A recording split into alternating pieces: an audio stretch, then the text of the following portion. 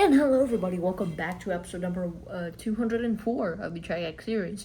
If you're new here, as I say every single day, the CheckX series is pretty much all about me, your host. I've been discussing absolutely everything that Elon talked about yesterday or the day before on Twitter or X, whatever you want to call it.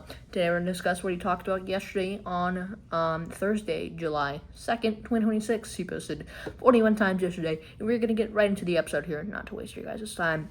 Starting off, as we usually do with Tesla and energy specifically this time. Starting off, Elon explained that Tesla has stopped doing many public demos for Optimus because competitors would simply copy their progress.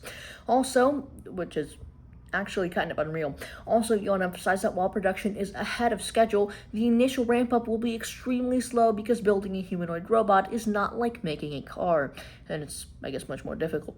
And last but not least, in Q2 2026, Tesla superchargers delivered 2 terawatt-hours of electricity globally, enough to power approximately 180,000 U.S. homes for an entire year. Despite 17% year-over-year growth, wait times at stations dropped below 0.5%. So I guess there's, actually a big number enough for them, cars to actually flow through, charge and leave instead of having to wait most of the time. Moving on to SpaceX and Starlink here. Starting off this segment, Elon engaged with content regarding a land swap in Texas where SpaceX is trading 683 acres of private land for 715 acres of public land to expand its launch facilities. Also, the swap represents only 0.00003% of the National Wildlife Refugee System. Don't really know why that's relevant, but moving on. SpaceX also celebrated the production of its 10,000th Merlin 1D engine, which is crazy, one of the most reliable rocket engines ever manufactured. Elon also shared a video of a Starship doing a 60-second static fire test, or 1 minute. And last but not least, to wrap up this segment, Elon highlighted Starlink's performance, including speeds of 253 megabytes per second on aircraft in the Philippines for emergency medical use. Elon also noted that Japan is testing Starlink-powered fire hydrant signs for disaster communication, and that Paraguay is using the service to connect to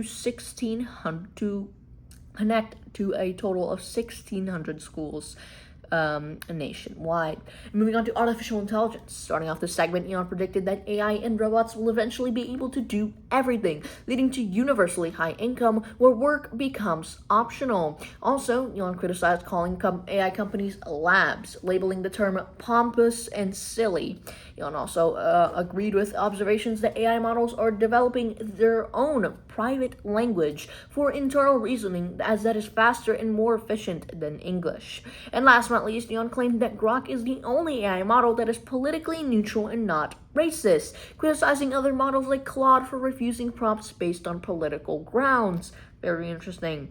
Moving on to Neuralink and advanced technology here. Starting off this segment, Elon stated that Neuralink will eventually allow quadriplegics to walk and use their hands again. And I'm assuming quadriplegics is basically people that are paralyzed in all 4 limbs. So that's pretty bad. To walk and use their hands again, and could even restore sight to the blind, describing these advancements as Jesus-level miracles. And also, to wrap up this segment, Elon reacted to news that microprocessors are on track to contain 1 trillion transistors by the end of the decade. Elon also showed the interest in high-speed RC airplanes, suggesting that launching a 500-mile-per-hour RC jet from a mountain could allow it to go supersonic. And moving on to government and public policy to start wrapping up the episode here. Starting off, Elon celebrated the U.S. government finally ending paper-based retirement processing, a move toward a fully digital future that he had previously advocated for.